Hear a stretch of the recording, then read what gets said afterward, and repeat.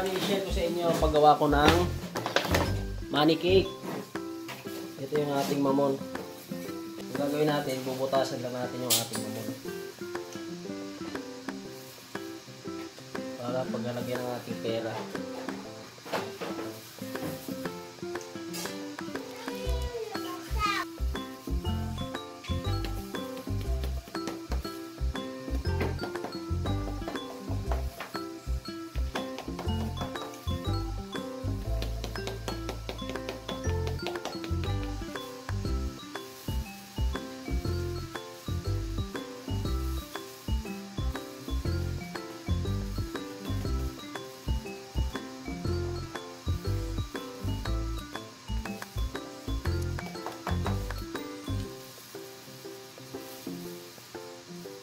Susukatin nyo kung kasya na ba yung pera para hindi na kayo magbutas kung sakaling ayan, kasya na yung pera na ilalagay natin.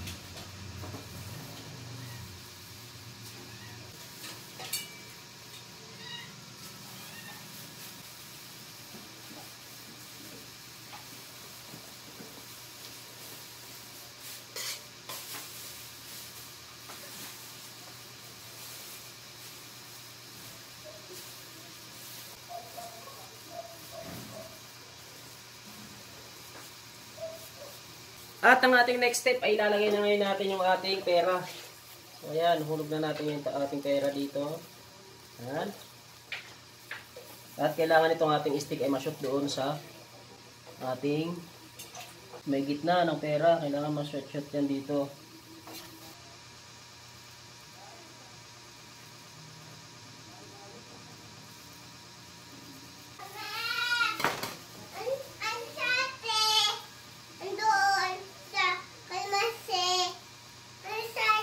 So yung mga sangkay, bali nilagay na natin yung pera. Yan.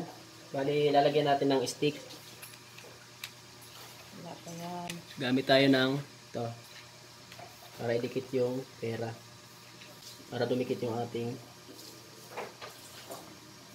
hihilain na pera. At ilagay natin dito.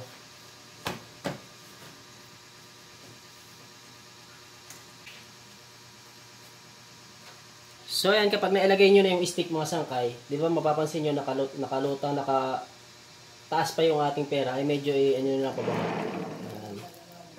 Gaba nyo lang, tulak nyo lang, dahan-dahan lang para hindi matanggal ang inyong. Nga pala, bago nyo ilagay yung itulak ito, kailangan siguraduhin nyo na nakadikit na yung stick kasi baka matanggal eh. At ilalagay na natin yung ating tinabas. Ito yung ating tinabas mga sangkay.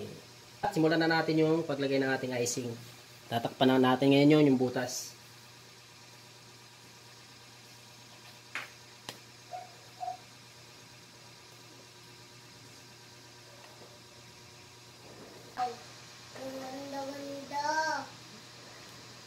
Talaga?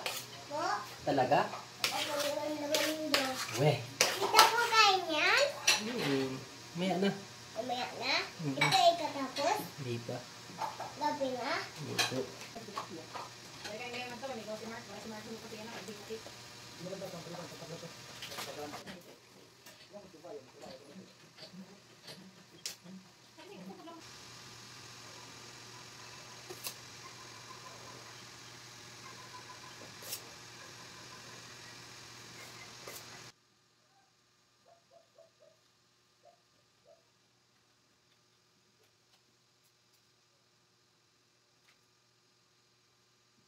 Hindi, chocolate yan. Chocolate yung busog.